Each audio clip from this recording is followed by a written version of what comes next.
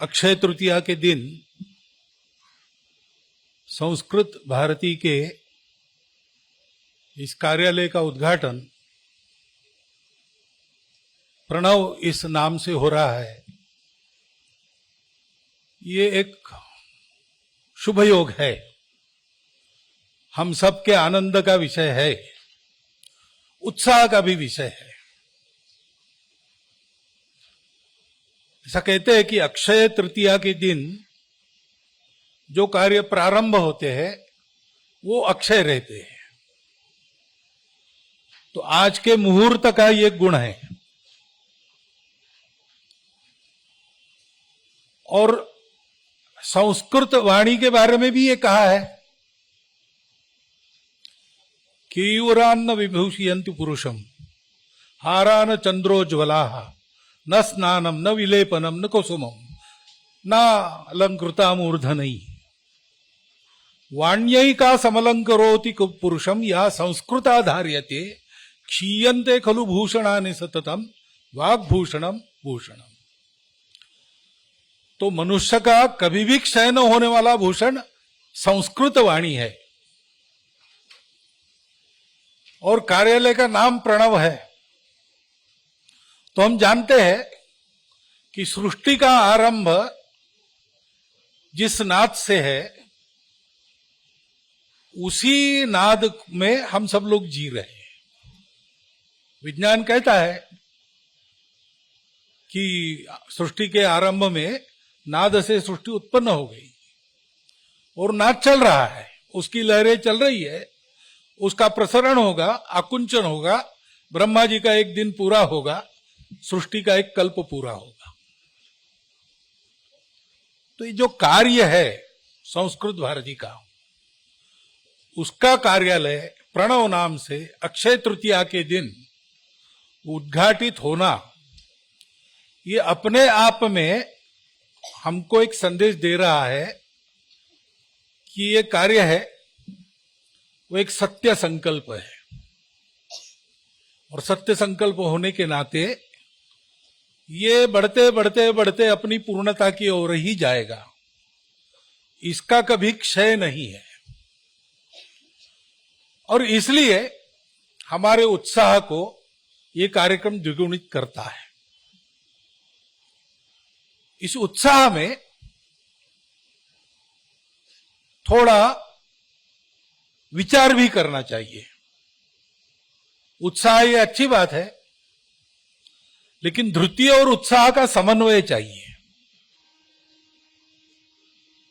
तो उत्साह में कितना करना, क्या करना, जो भी करना, उसके लिए विचारपूर्वक करना पड़ता है, धैर्य रखना पड़ता है। और इसलिए कार्यालय का आज लोकार्पण हुआ, तो उसके आनंद में, उसके उत्साह में हमारे मन में कार्य का विचार भी स्थिर होना चाहिए। कार्य हम लोग करते हैं तो अपनी रुचि है इसलिए करते हैं, लेकिन रुचि के अलावा जब मनुष्य उस कार्य के प्रयोजन को जानता है तो फिर कार्य करने में उसका पक्कापन सिद्ध होता है। क्योंकि रुचि भी मनुष्य की कभी ना कभी फीकी पड़ जाती है। एक ही काम सतत करना मनुष्य का स्वभाव ऐसे नहीं बना है। लेकिन जो महत्वपूर्ण कार्य है मनुष्य सतत करता है। रोज वही वही तरकारी हम लोग नहीं खा सकते, रोज वही वही भाषण हम लोग नहीं सुन सकते, रोज एक ही प्रकार का गाना गाना वो भी हम नहीं कर सकते।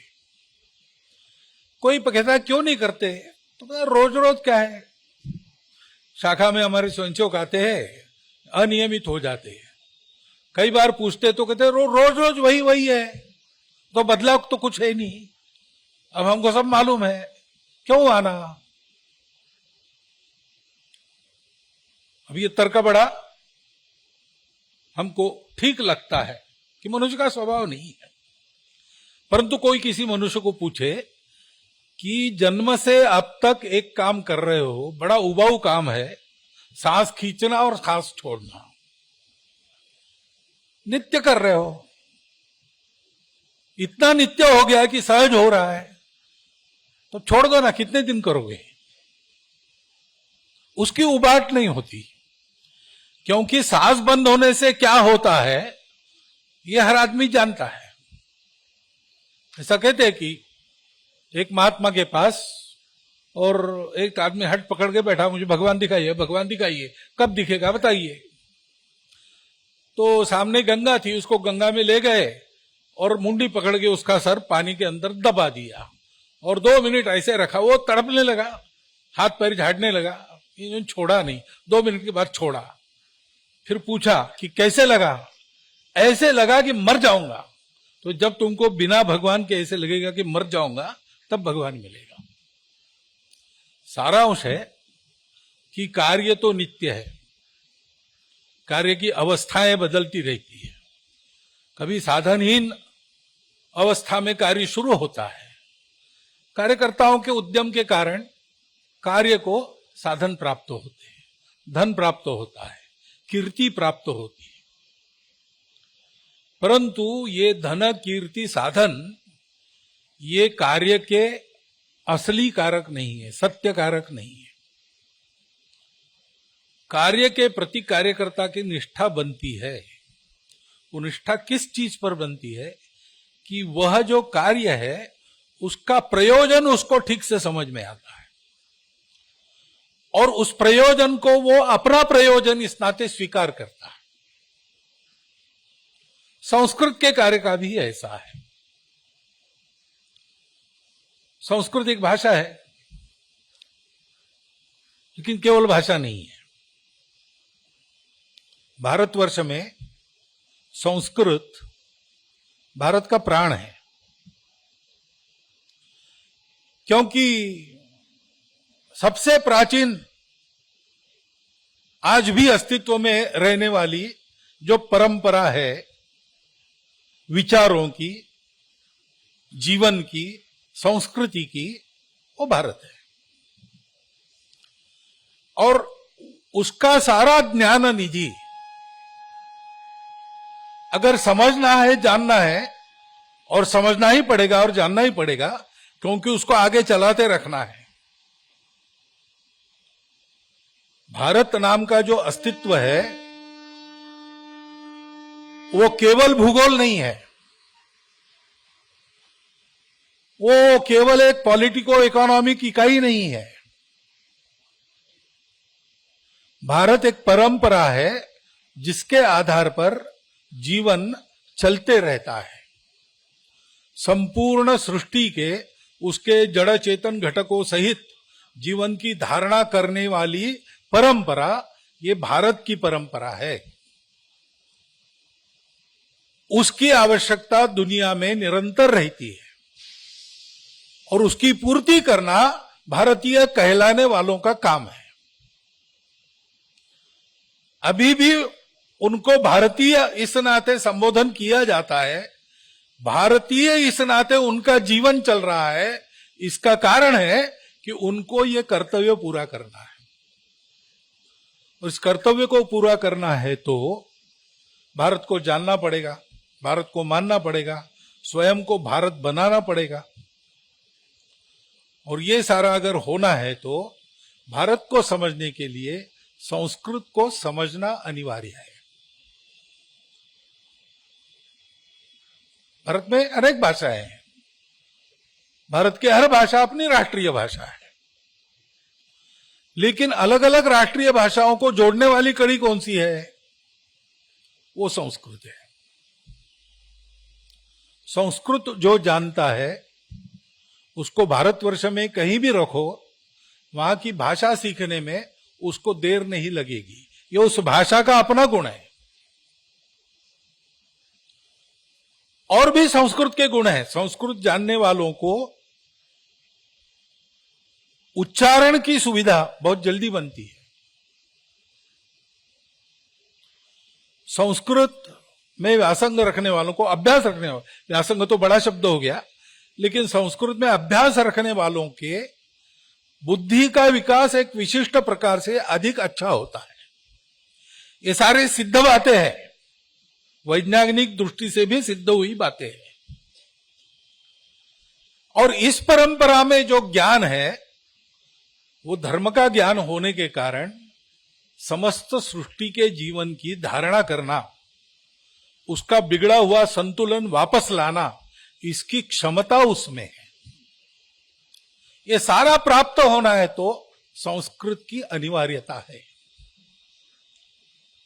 लेकिन अनिवार्यता ये मनुष्य में उत्पन्न नहीं की जा सकती, उसको अंदर से लगना चाहिए तो संस्कृत का परिचय वैसा होना चाहिए। संस्कृत का इस प्रकार का परिचय करा देने का काम संस्कृत भारती अपने जन्म से कर रही है। तो भाषा को सिखाना ये कार्यक्रम है, भाव को मन में उतारना ये प्रयोजन है। भाषा ऐसी है कि इसको मन में उतारने से भारत मन में उतरता है। इस भाषा को जानने से आप बड़े बड़े तत्वज्ञान के ग्रंथ जान सकते हैं, लेकिन वो बड़े बड़े तत्वज्ञान के ग्रंथों को केवल नित्य पढ़ने से या कंठस्थ करने से आप इस भाषा को जान सकते हैं। भगवत गीता है, अब संस्कृत भारती का तो प्रकल्प चलता ही है, गीता सीखने में से संस्कृत सीखना। ये सारे संस्कृत वाङ्मय में ऐसा है ना, राम रक्षा स्तोत्र हम सब लोग कहते हैं, तो प्रथम पुरुषी पुल्लिंगी एक वचन का सभी विभक्तियों में कैसा शब्द चलेगा? रामो राजमणि सदा विजयते, रामम रमेशम भजे, रामेणा भिहता अभिहता निशाचर चमूम, रामाय तस्मै नमः, रामात नास्ति परायणम परतरम, रामस्य दासोऽस्म्यहम्, रामे चित्तलय सदा भवतु मे, भो राम मामुद्धर। सारी विभक्तियां राम शब्द की उसमें आ गई। तो इस प्रकार की सुविधा जिस भाषा में है कि इस भाषा से आप समस्त ज्ञान निधि जान सकते हैं, ज्ञान निधि के एक अंगों को पकड़कर आप केवल उसका ऊपर ऊपर अनुशीलन भी शब्दों का करते रहे तो आप भाषा को जान सकते हैं। कई प्रकार से मैं क्यों कह रहा हूं, अभी मैं देखता हूं संस्कृत विषय है, संस्कृत के पाठ्यक्रम है, संस्कृत सिखाया भी जाता है बहुत जगह, लेकिन मेरे बचपन में, बाल्यकाल में मुझे जो कठिनाई आई थी वो अभी भी आती है। मैं विद्यालय में था 5वीं 6वीं की क्लास में, तब पारडी के केंद्र के द्वारा संस्कृत की परीक्षाएं सर्वत्र प्रचलित थी। हमारे विद्यालय में भी हमको बताया गया, उत्साह दिया गया, तो हमने वो लिया। तो शुरू हुआ व्याकरण से, और पहली किताब वो मिली, उसमें वो सारथा सूत्र, रामो हरि करि भूभृत, तो वो श्लोक याद करने में ही हमारा चला गया, हम परीक्षा दे नहीं सके। फिर हमको लगा संस्कृत बड़ी कठिन है, मुझे स्वयं को लगा, लेकिन हमारे घर में पाठांतर चलता था। उस समय सारे घरों में कुछ न कुछ पाठांतर चलता था, तो उसमें कभी ऐसा लगा नहीं कि ये कठिन, ये राम रक्षा मैंने उस समय याद की, तो राम रक्षा बड़ी कठिन है ऐसा लगा नहीं। लेकिन उसके ज्ञान कांड में पहले चले गए तो गड़बड़ हो गई। परसों 1-2 दिन पहले ही और एक छात्र से मिलना हुआ, उसके माता पिता ने उसको संस्कृत विषय दिया था, ये लो ये सीखो, तो उसने बोलते बोलते मुझे कहा कि संस्कृत कठिन है। मैंने कहा क्यों कठिन है? तो बोले समझ में नहीं आता हमारी पुस्तक में। तुम पुस्तक काय को पढ़ते हो, तुम संभाषण शिविर कर लो 10 दिन का, वो कठिनाई निकल जाएगी। वास्तव में भाषा सीखने का सबसे सरल और सबसे अच्छा उपाय कौन सा है? वो संभाषण है। आप बोलो। कई बार मेरा अनुभव, प्रवास करता हूं तो रह जाता हूं, तो भारत की सभी भाषाओं को मैं भाव से समझ सकता हूं। शब्द नहीं जानता, अंग्रेजी में इसको वोकैबुलरी कहते हैं, हर भाषा की मेरे पास नहीं। व्याकरण नहीं जानता, लेकिन भाव जानता हूं, और सुनते रहने से याद हो जाता है।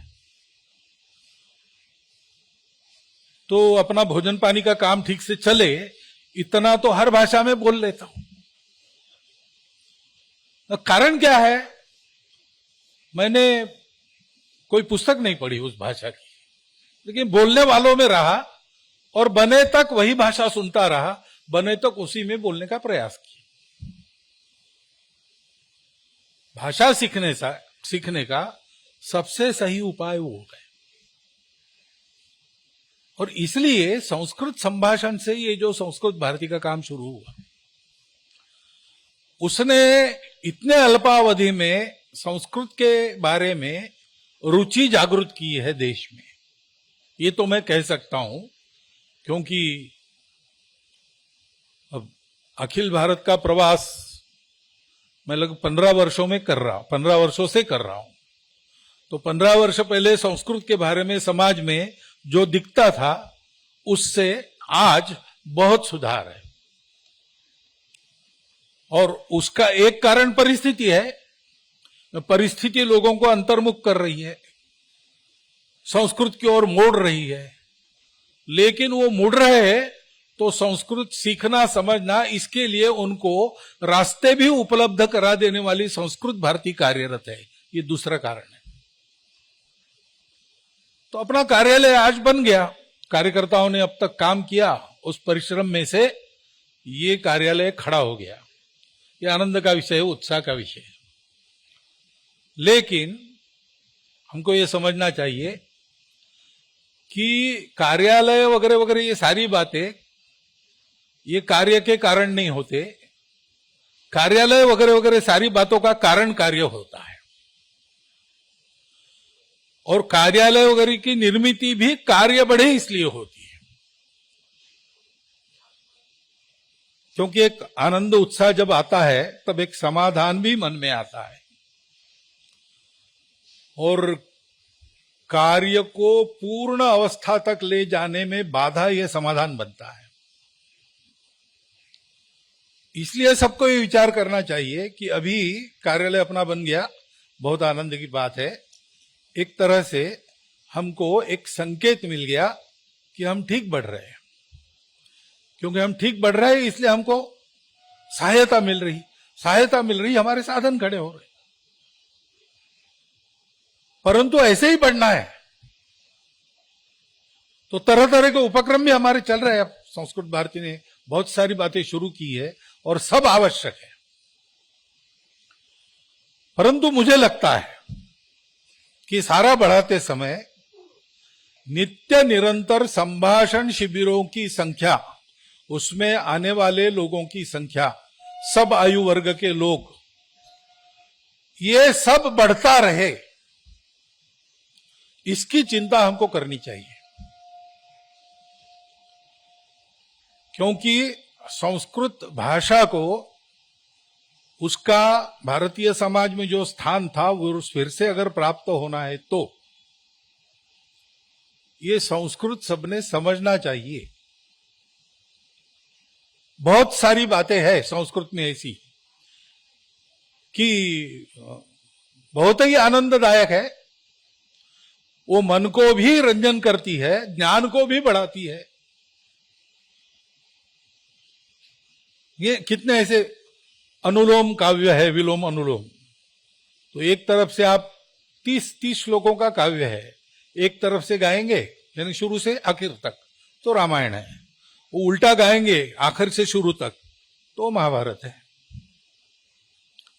ऐसे कई प्रकार के मनोरंजक कृतियां,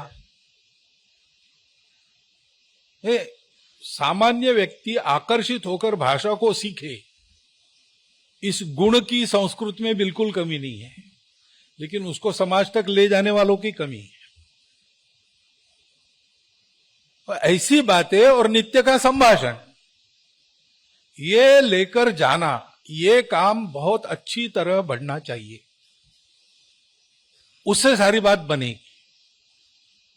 उसके साथ साथ बाकी भी हमारे जो प्रकल्प चल रहे हैं, वो भाषा बोलने में आ गई तो समाज की हो गई, ऐसे हो जाएगा।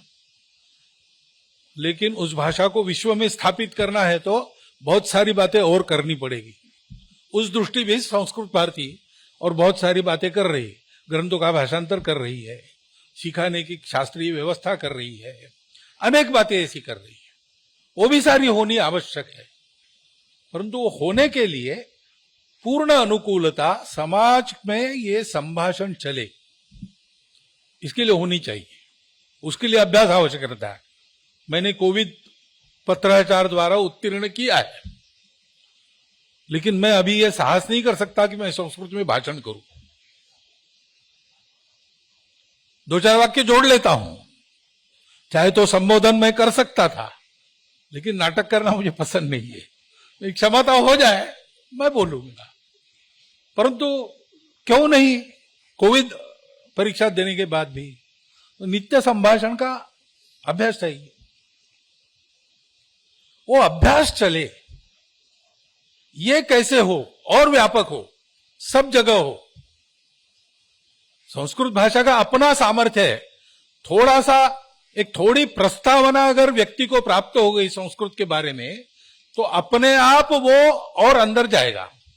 उसके लिए प्रयास करने की आवश्यकता नहीं, परंतु नित्य संभाषण के द्वारा संस्कृत भाषा की ये जो आकर्षकता है, बुद्धि को, मन को आवाहन करने वाला जो सामर्थ्य है, उसका परिचय सारे समाज को देने का काम ये चलना चाहिए।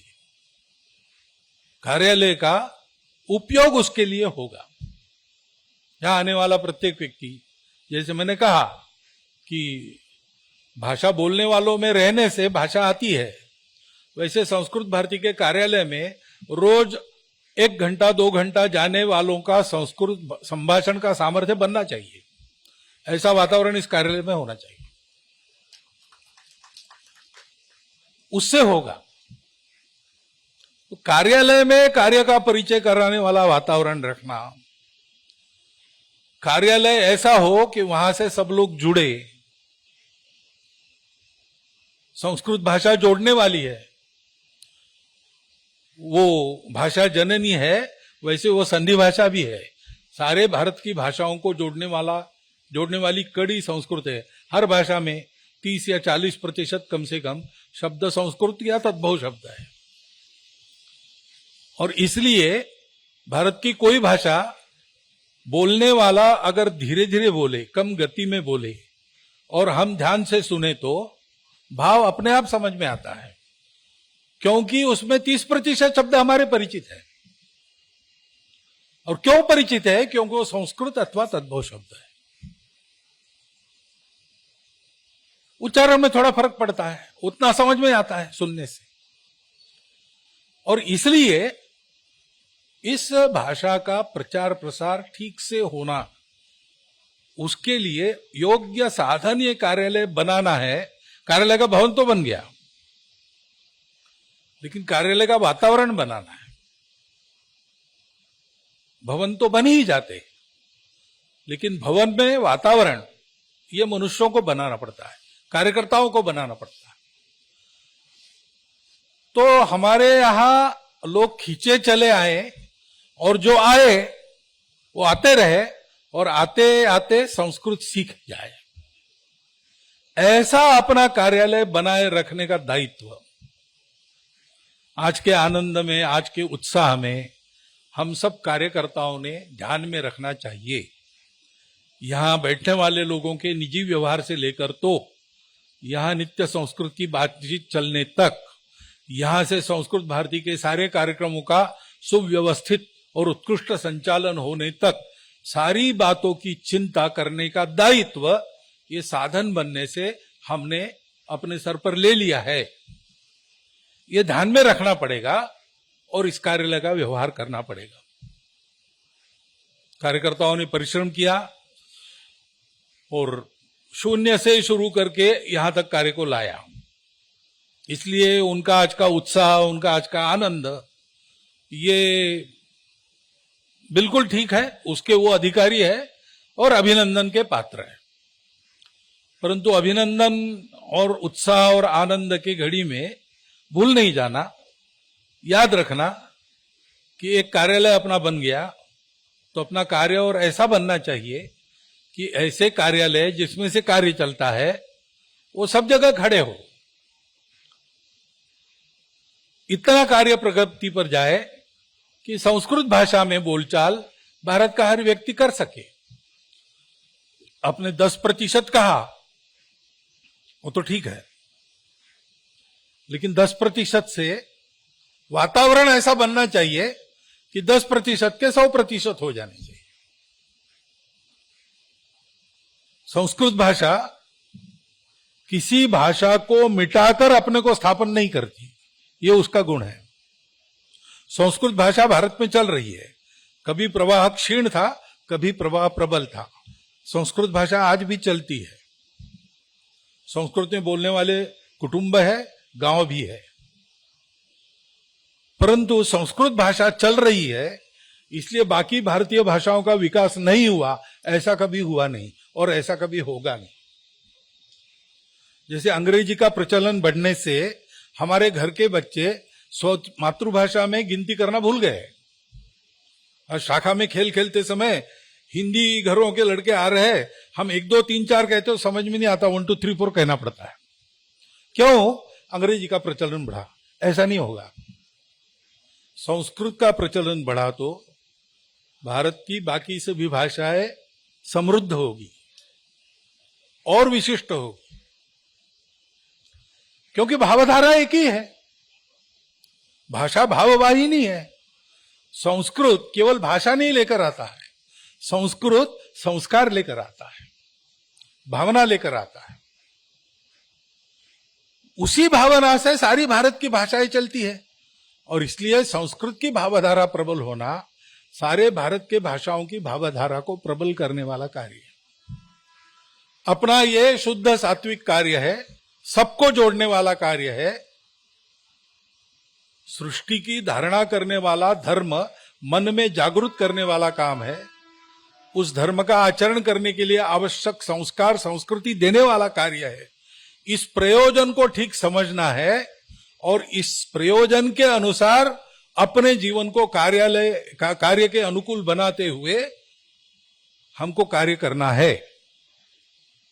तब इस कार्यालय के आज के सुमुहूर्त पर लोकार्पित होना ये अपना फल सिद्ध करेगा। जो अक्षय जीवन प्राप्त होना है वो अक्षय जीवन संस्कृत भारती के कार्य को भी प्राप्त होगा। वैसा वो प्राप्त हो, आप सबके कर्तृत्व से इस कार्यालय से चारों दिशाओं में संस्कृत भारती के कार्य का, संस्कृत के संभाषण का उत्तम प्रचार हो, ये शुभकामना आपके अवसर पर आपको देता हूं। और शांतिपूर्वक मेरी लंबी बात आपने सुन ली, इसलिए आपका धन्यवाद करता हुआ मेरे शब्दों को विराम देता हूं।